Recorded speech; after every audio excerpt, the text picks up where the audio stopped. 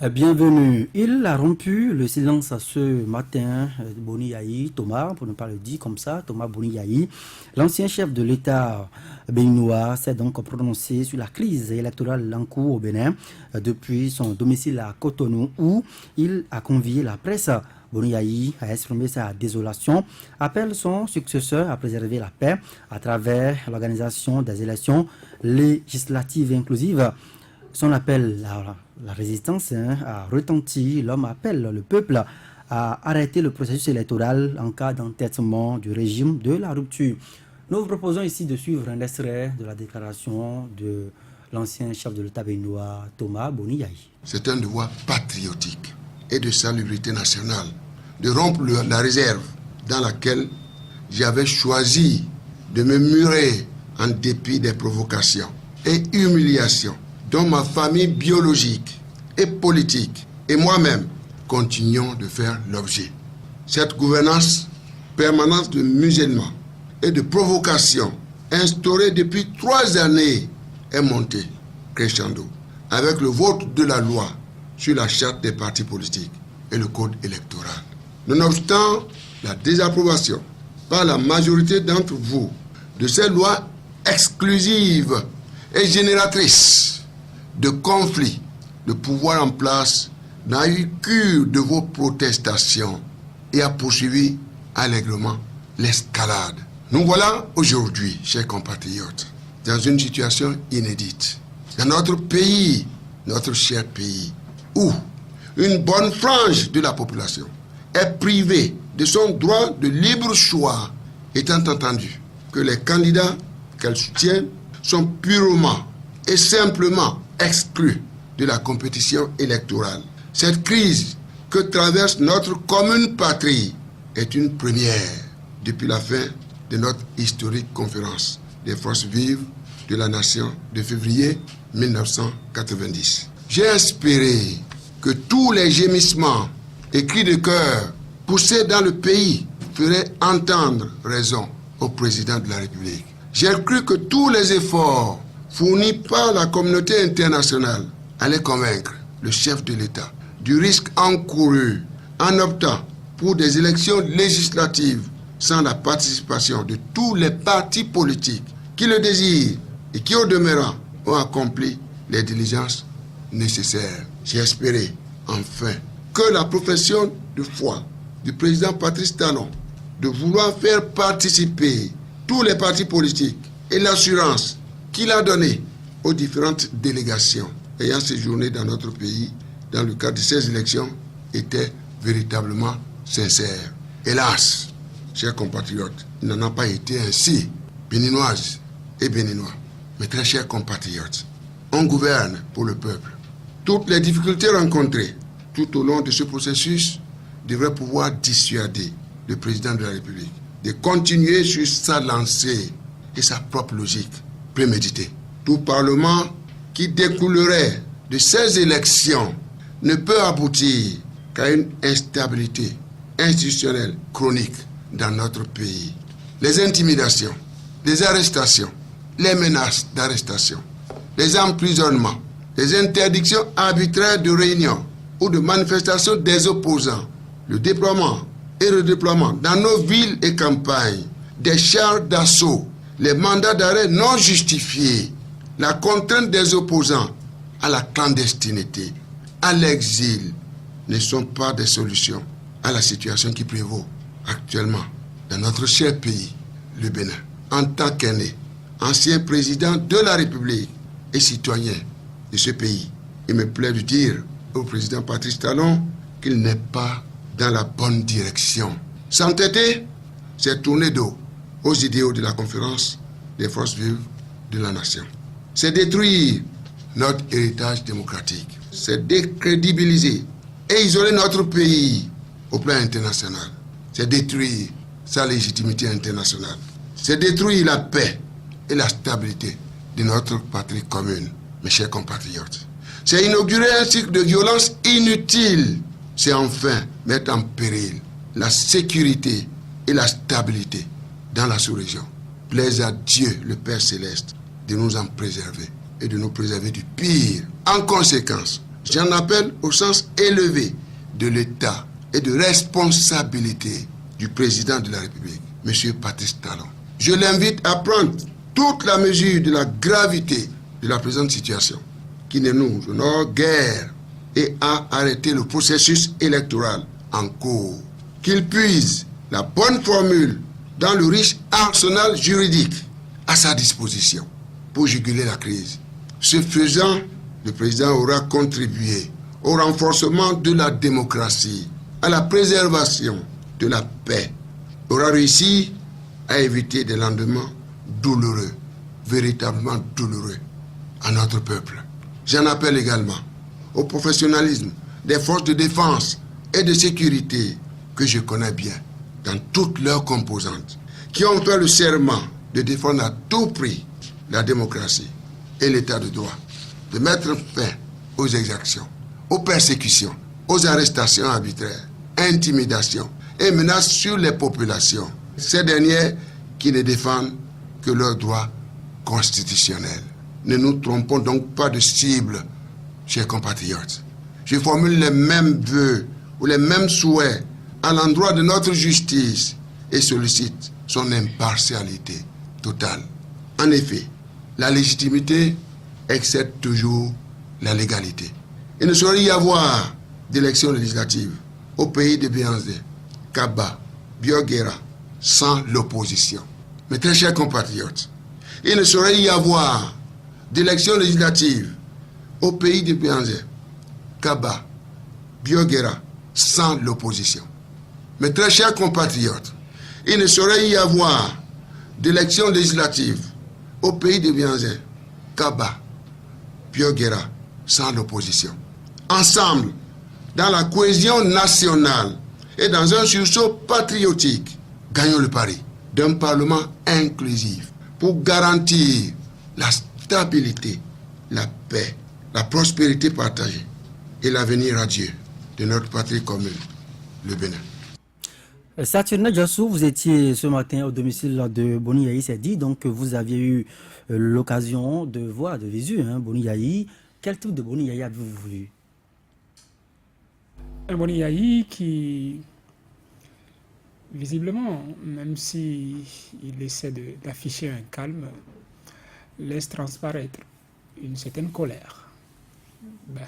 Colère qu'on peut évidemment attribuer à ce que nous sommes en train de vivre dans le pays, à la situation sociopolitique. Lui qui a passé le témoin à l'actuel président de la République.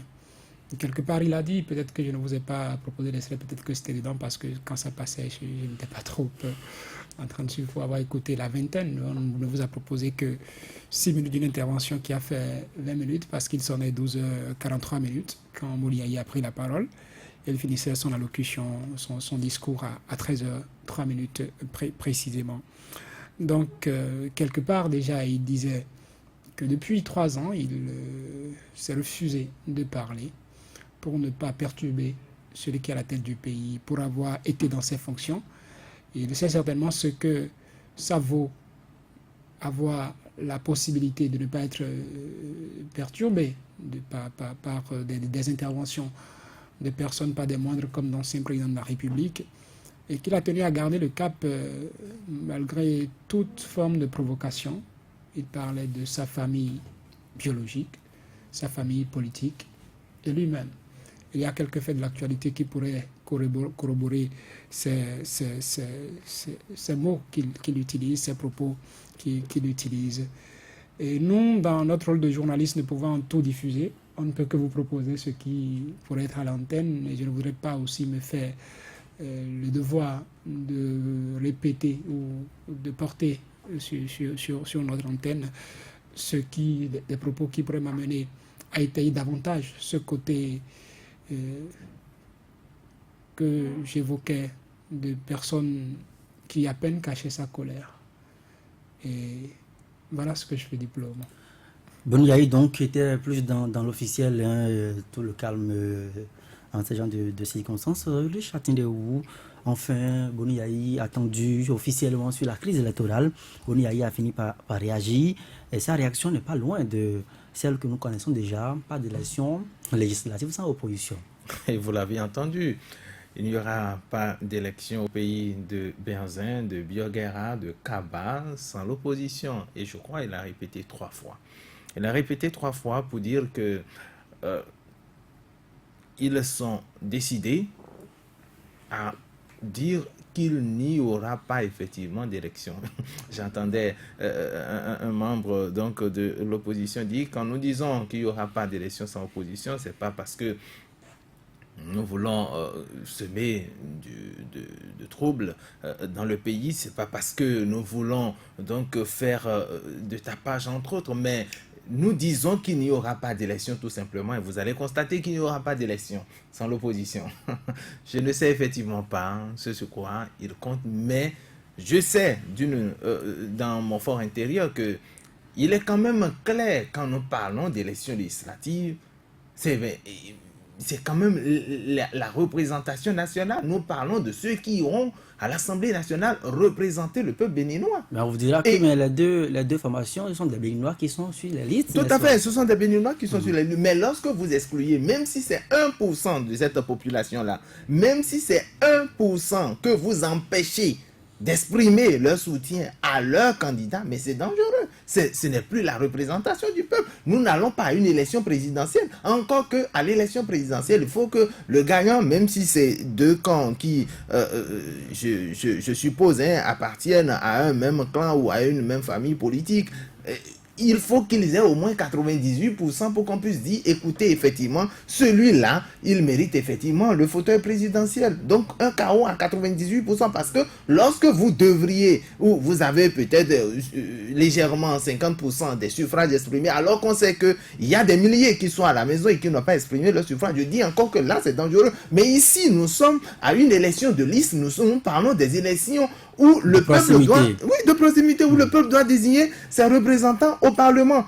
Et il ne peut effectivement, je suis d'accord avec, c'est pourquoi je dis, je suis d'accord avec le président martelé qu'il ne peut y avoir d'élection sans l'opposition, c'est dire ce que, effectivement, tout le monde connaît, mais c'est dire également que telle que la situation, puisque le chef de l'État, l'ancien président Boni Yayi, il a dit dans son discours, dans son allocution, il disait, il conseille au chef de l'État de suspendre le processus en cours. Mais c'est déjà... Parce que d'aucuns viendront, ils diront, qu'est-ce qu'il est venu concrètement dire? Il est venu nous dire qu'il n'y aura pas d'élection sans l'opposition. Au nom de quoi? La situation où ce que nous vivons aujourd'hui, et c'est ce que Saturnin disait, il a rappelé beaucoup de choses, c'est-à-dire les médiations, que ce soit de l'Union africaine, que ce soit de l'ONU ou du président nigérian, il a rappelé un certain nombre de faits, d'événements qui se sont succédés. Le chef de l'État n'a pas, ou du moins il rassurait tout au moins les délégations, et après on constate quand même sur le terrain que rien n'est fait pour dénouer la crise que nous traversons. Par conséquent, il dit, mais avec tout ça, nous, le risque que nous courons, c'est que ces élections, si on s'entêtait, si on allait à ces élections, on ne le souhaite pas. Le pire pourrait arriver. Et je crois que l'intervention de 2 chefs d'État dans l'intervalle d'une semaine, quand même, ça doit attirer notre attention. Ça doit nous dire, mais qu'est-ce qui se passe concrètement dans le pays? Ceux-là, est-ce qu'ils n'appartiennent pas à une catégorie donnée? Ceux-là, est-ce qu'ils n'ont pas également leur mot à dire dans la vie politique du pays? Même si nous voulons... Non, la traite d'opposants, Richard Tindéou. Non. Nicéphore Dieudonné Soglo, opposant. Boni Yayi, opposant naturel donc de son successeur. Donc, naturellement, on vous dira que c'est la même trompette qu'on a toujours entendue. Nicéphore Dieudonné, l'ancien président Nicéphore Dieudonné Soglo est opposant contre qui ou contre quoi? On connaît la posture de l'homme. Il l'a soutenu par le passé. Le président actuel, le président Patrice Talon. Donc, c'est dire que si aujourd'hui se retrouve à être opposant, il n'est pas opposant par rapport à la personne du chef de l'État. Il est opposant par rapport à ses réformes, où il s'oppose à ses décisions, il s'oppose aux actes que son gouvernement... À la gouvernance en général. À la gouvernance en général. Donc, c'est dire que quand on parle d'opposants, les gens s'opposent contre quoi? C'est déjà ça. Quand vous vous levez et vous dites, même au sein de la mouvance présidentielle, il y a des opposants. Il y a des gens qui s'opposent, par exemple, à des élections exclusives. On ne peut pas exclure des gens lorsque vous allez à des élections législatives. Donc c'est justement dans cette logique que le chef de l'État, il s'inscrit, je parle de Boni Yayi, il s'inscrit pour donc dire une fois encore ce que tout le monde connaît, parce que la répétition, je crois, elle est pédagogique. La répétition permet en réalité à ceux-là qui nous gouvernent aujourd'hui, à ceux-là qui doivent prendre des décisions pour nous sortir d'affaires, de prendre leurs responsabilités, puisque l'histoire retiendra. On dira que Boni Yayi, c'est vrai, je crois il y a environ 2 semaines, on avait déjà annoncé cette sortie-là, un samedi, et puis bon, voilà, ça a été décalé.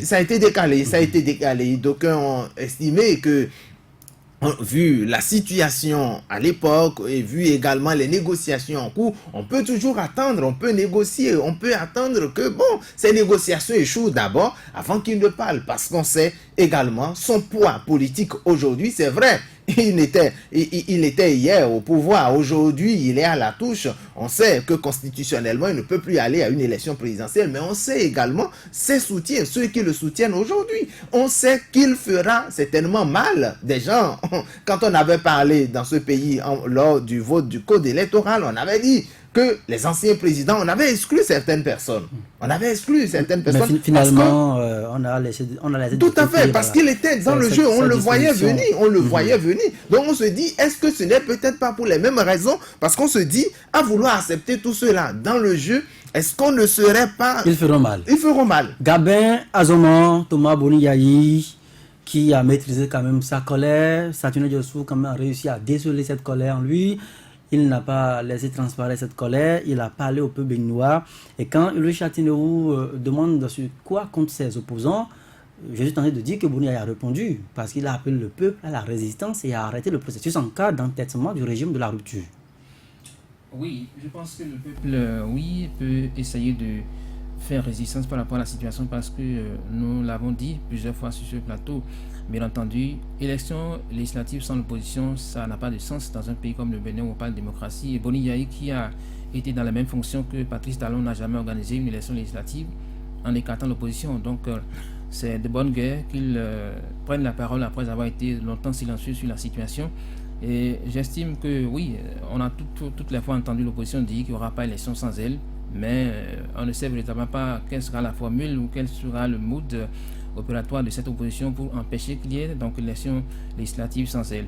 Non, simplement il faut que le régime en place puisse anticiper justement sur la situation préjudiciable qui pourrait advenir si on organise une élection dans ce contexte où on est en train de vouloir faire un passage en force, parce que c'est de ça qu'il s'agit.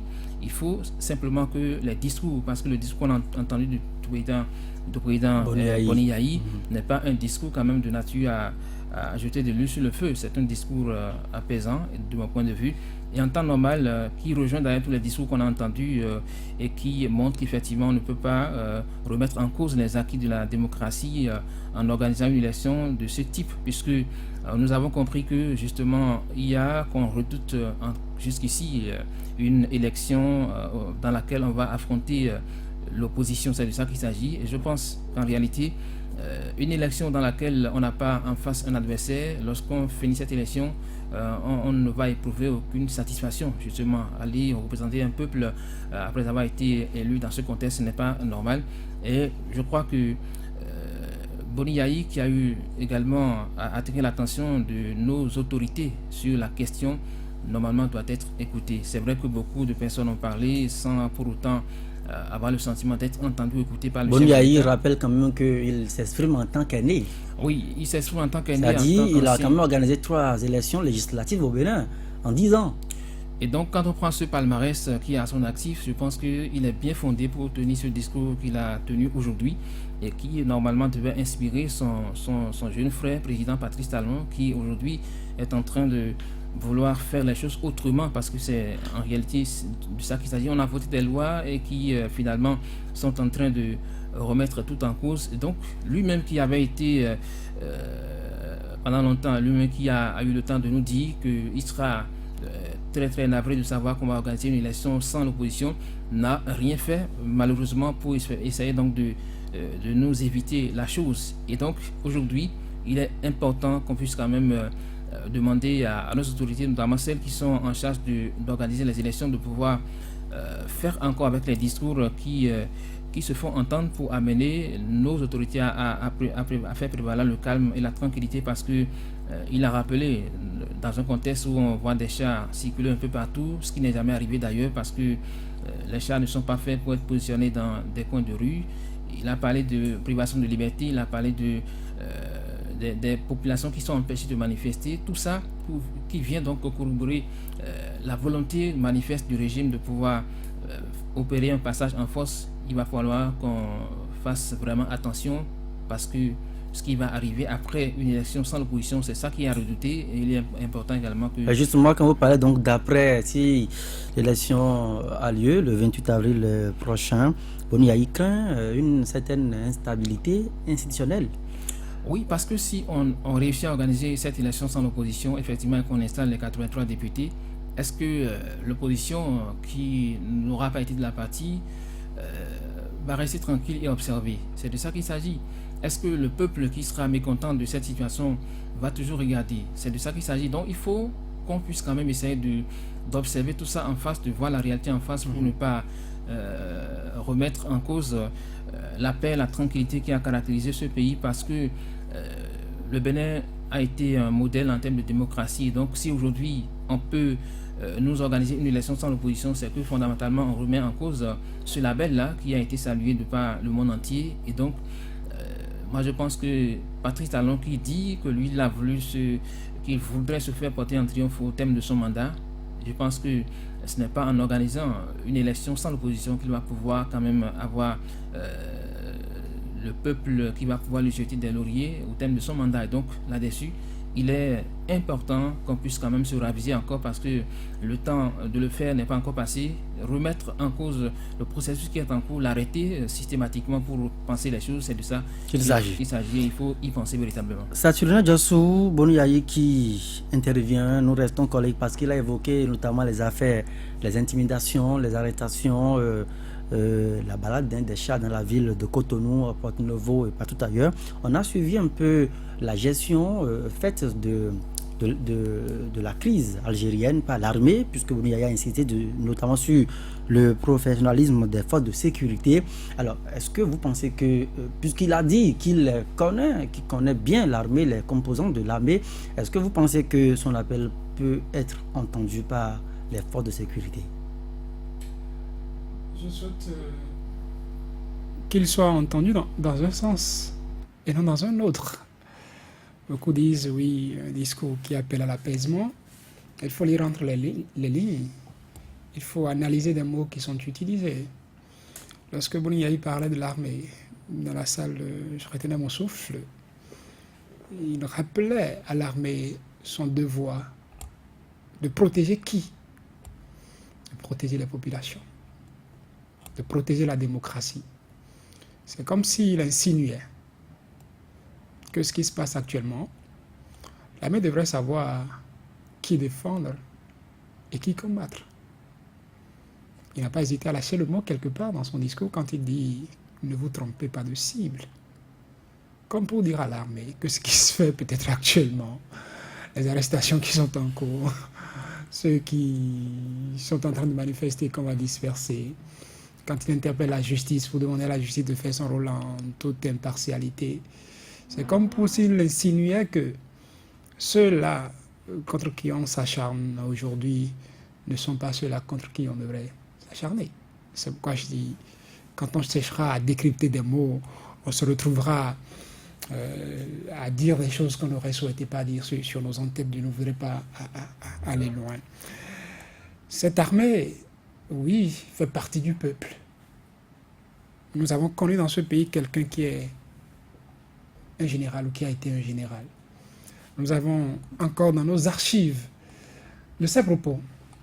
Lui qui s'est retrouvé en situation et qui pouvait, fort de ce qu'il avait comme grade sur ses épaules, fort de son ancrage dans les forces armées du pays, utiliser cette armée pour se protéger lui-même, pour disperser ce peuple comme on en connaît sous d'autres cieux.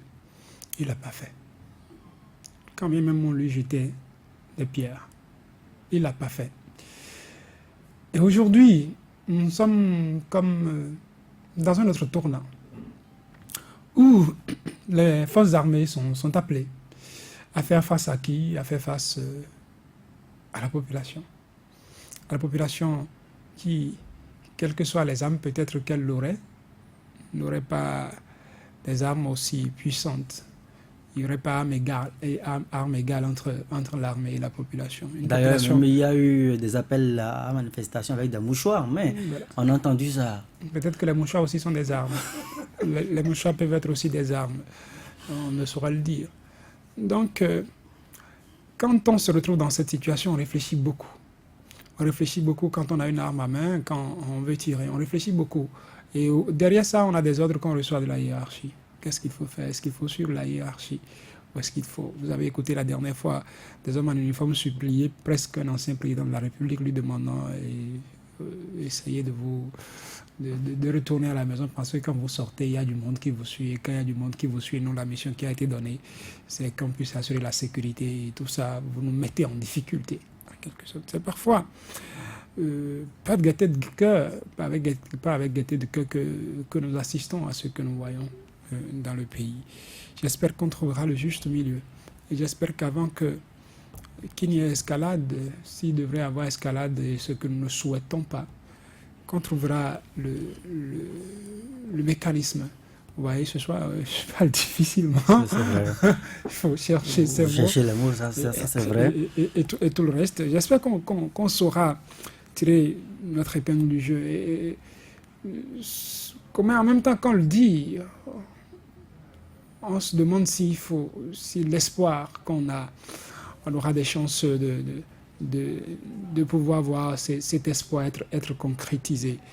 Je vous l'ai dit tout à l'heure, quand chaque jour on parle de poursuites policières, on parle d'arrestation, on parle de ci, on parle de ça, on ne sait pas d'où viendra la goutte d'eau qui ferait déborder tout ça.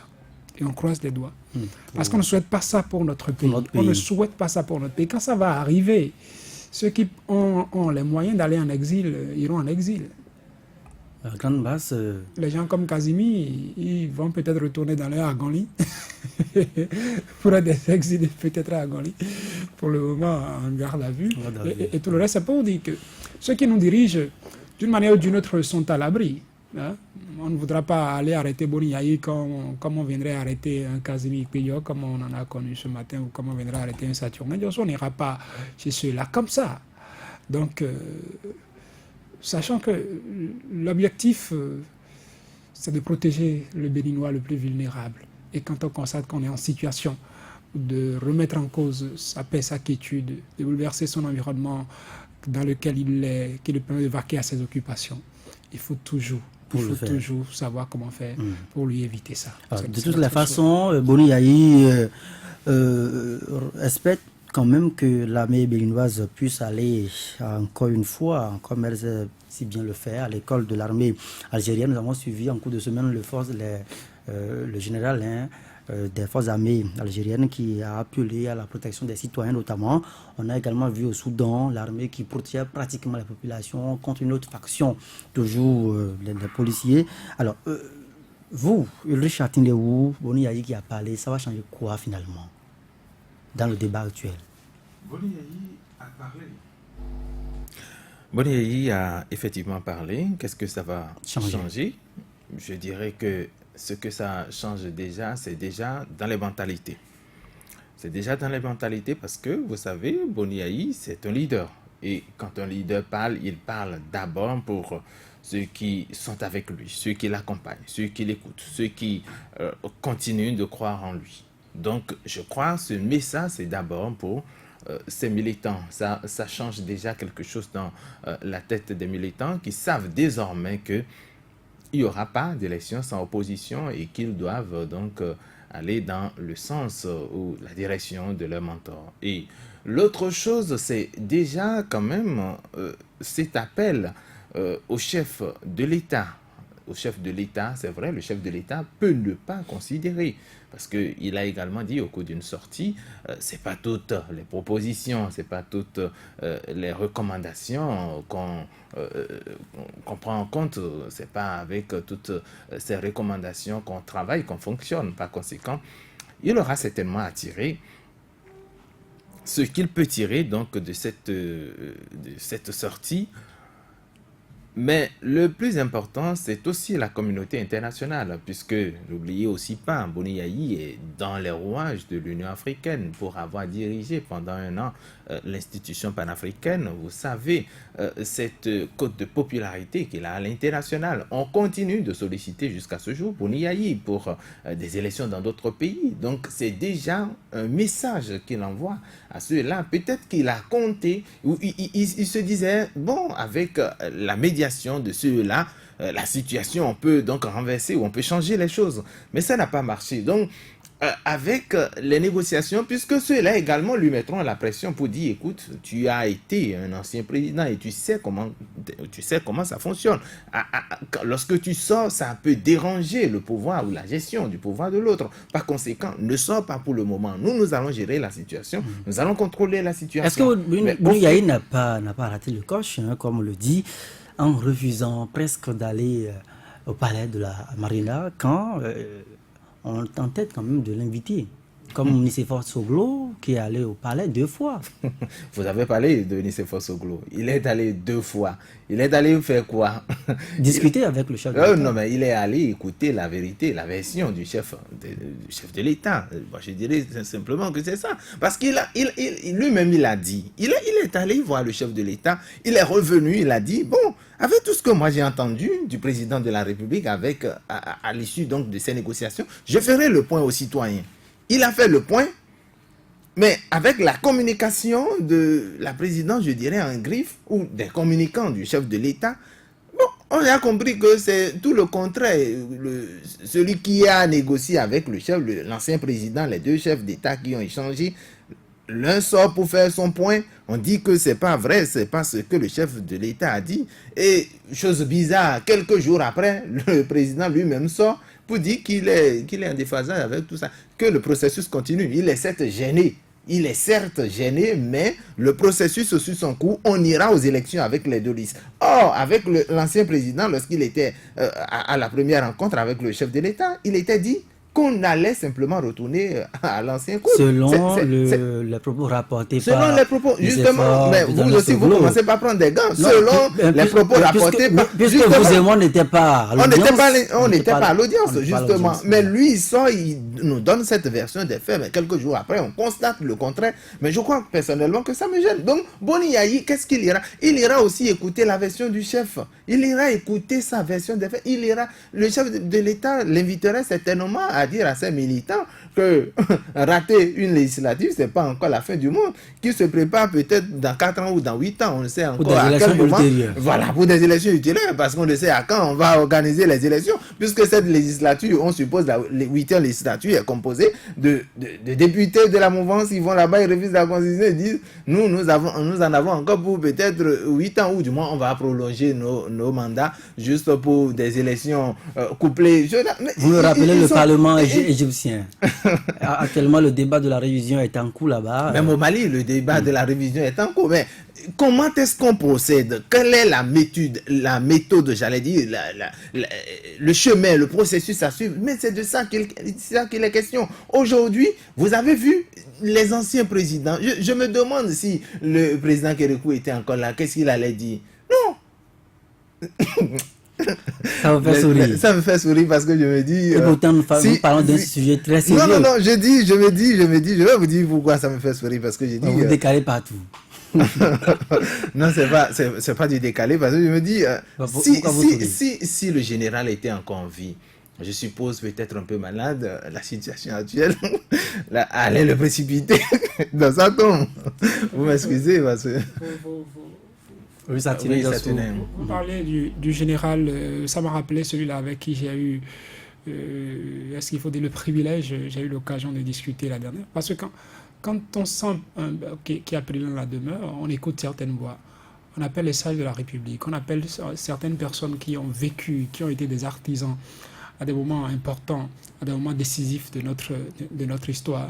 Parce qu'il parlait du général, s'il vivait encore, Mathieu Kérékou, et qu'il était malade, il allait être précipité dans sa tombe. Je n'ai trahi aucune confidence lorsque ces derniers jours, il m'est arrivé d'appeler quelqu'un dont on ne parle peut-être plus souvent, Albert Evoidre. C'est ça. Vous savez qu'il y a une vidéo de lui qui a récemment circulé et beaucoup ont estimé que c'est une vidéo nouvelle qu'il a fait enregistrer. J'avais voulu avoir des précisions là-dessus quand je l'ai appelé. Il a pu décrocher, on a pu s'entretenir. Il me disait que c'était une vieille vidéo. Donc, ce qui a circulé récemment, c'était un truc qui avait été réalisé, ça fait des mois. Ce n'est donc pas nouveau. Et quand je cherchais à avoir son opinion, son avis sur ce qui se passe actuellement, c'était avec peine que j'entendais Albert Evoidre me parler de sa situation, de son état de santé actuel. S'il faut dire qu'il est gravaté, je ne saurais le dire. J'ai entendu des mots sortant de sa propre bouche. Lui-même m'a dit qu'il est mourant, Albert Evoidre, qu'il est mourant. Et que tout ce qu'il fait dans son état actuel, c'est de prier pour le Bénin. De prier pour le Bénin. Je me permets de dire ces quelques mots et ne pas dire autre chose. Surtout quand on est artisan de la démocratie, quand on a vu naître la démocratie. On ne peut, si entre-temps on apprenait que Albert Evoidre passait l'âme à gauche, bon, malheureusement, si c'était dans cette... Il n'y a pas sûr que ça parlait de... Non, mais s'il passe de vie à trépas, on le souhaite encore une longue vie. On le souhaite encore longue vie. Mais si malheureusement il passait de vie à trépas dans ces circonstances, comme on le dit chez nous, je ne sais pas quel bilan il ira faire là-bas avec le général Mathieu Kérékou.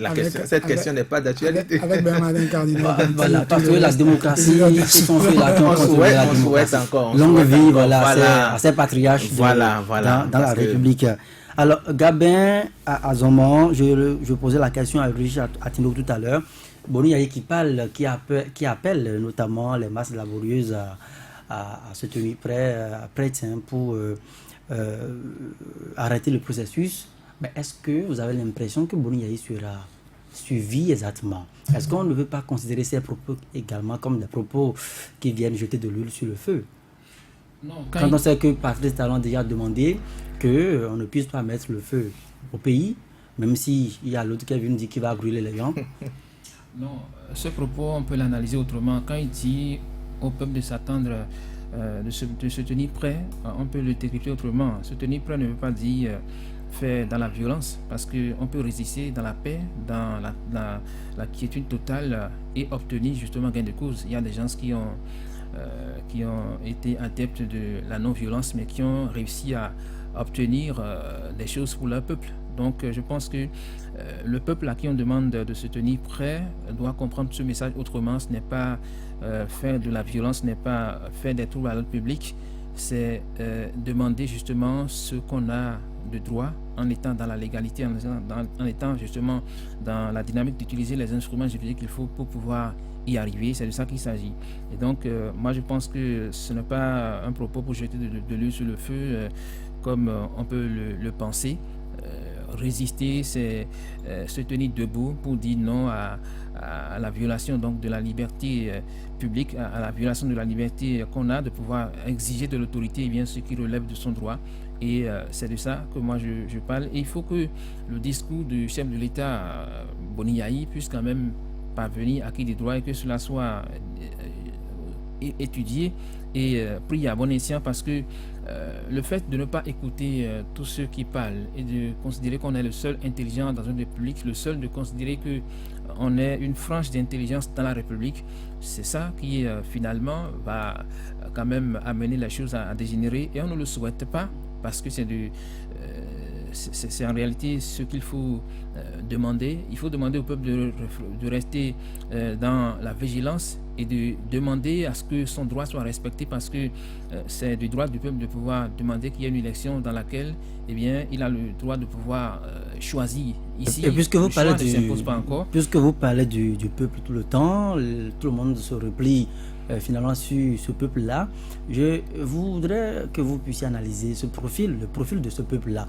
Parce qu'on a entendu le PRD dire, tenons-nous prêts sans le PRD, pas d'élection législative, les opposants, sans l'opposition, finalement, pas d'élection. Boni Yayi également qui le dit. Alors, on compte sur le peuple. Est-ce que vous avez l'impression que ce peuple-là est préoccupé par ce qui se passe? Chacun va casser ses occupations tranquillement.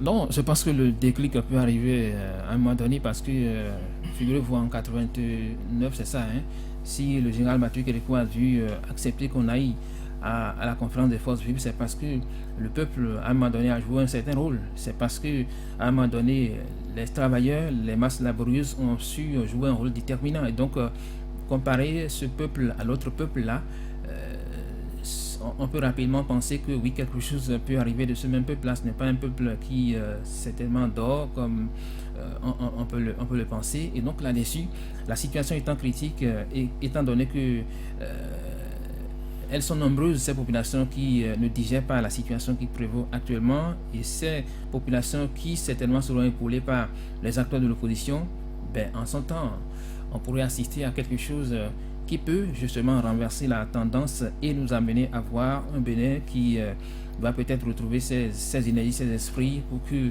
désormais les choses se fassent en tout cas dans les règles de l'art, en étant dans une dynamique, j'allais dire démocratique, puisque jusqu'ici on n'a pas le sens, on n'a pas encore l'impression que nous sommes toujours en démocratie, parce que oui, on a l'impression que les dés sont pipés et que voilà, on a changé rapidement les donnes et que l'opposition n'aura plus droit de citer dans notre pays. C'est en quelque sorte ce à quoi nous assistons en ce moment, mais les jours à venir, les semaines à venir pourraient nous donner à voir le contraire, puisque l'opposition n'a pas encore fini de dire son dernier mot, et donc mais il faut simplement souhaiter que le pire ne puisse arriver.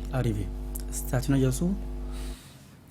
Si je passe à mon tour à quelqu'un d'autre, je vais souhaiter que je... Peut-être en un mot, et puis je passe à Yuri Chatinebe. Je vais peut-être utiliser le mot du clergé catholique.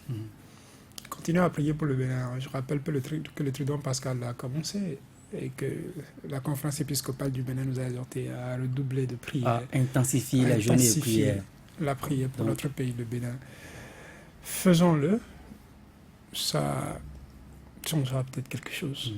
Parce que ce qu'on oublie de dire, puisque nous avons un devoir de quand même informer nos concitoyens, quand vous êtes dans votre quartier, dans votre maison, il y a quand même beaucoup de citoyens au Bénin, actuellement à Cotonou, qui ont déjà fait bagage, qui sont retournés au village. J'en connais.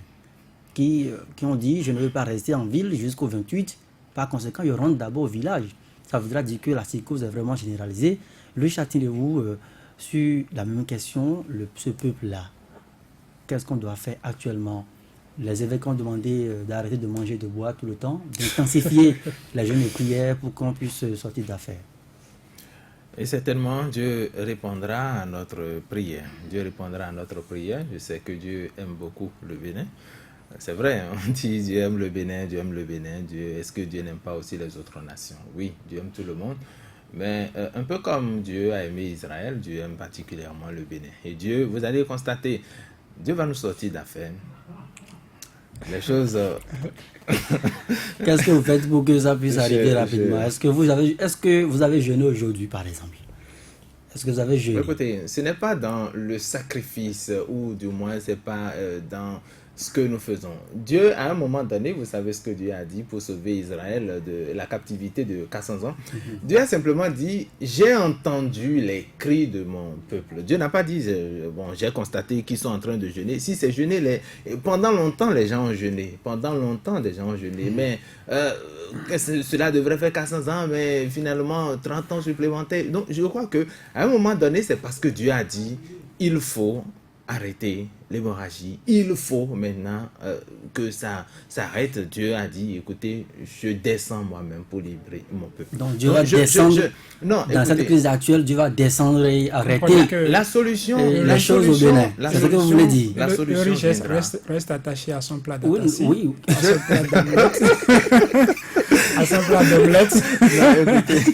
Vous venez de jeûner maintenant et de manger après. Qu'il a doit manger par ici. Il préfère crier pour que Dieu entende son cri. Parce qu'après avoir mangé, il a de l'énergie. Il peut crier. Vous pouvez crier, Dieu va entendre. N'est-ce pas? Oui, il faut. Non, écoutez, chacun. Ce n'est pas parce que. Non, écoutez.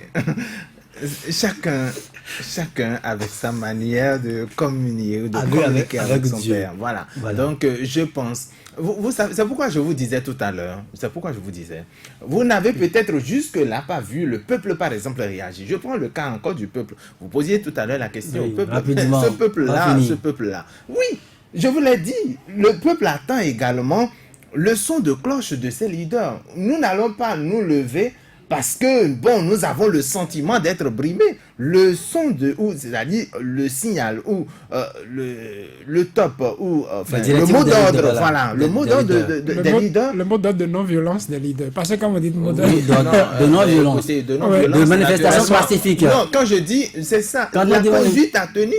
Quand ils disent, par exemple, Le leader perd le nous président, allons... le leader perd le 10 président de la secondes, République. 10 secondes, Non, on va le finir président l'émission. le président de la République, je n'en disconviens pas, mais ce que je suis en train de dire, comment est-ce que il n'y aura pas d'élection sans l'opposition, encore que nous savons que le chef de l'État va tout droit Voilà. dans sa réforme ou dans sa direction. C'est-à-dire D'accord. qu'il y aura un mécanisme, Voilà. il y aura, Donc il y aura le la peuple clé, va la suivre donc solution. le mot d'ordre pacifique hein, des leaders. Bon, en tout cas, nous prenons la non-violence pour manifester avec des mouchoirs en main, on est preneurs. Ça peut quand même se faire dans la légalité.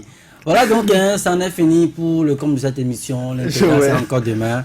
On se retrouve.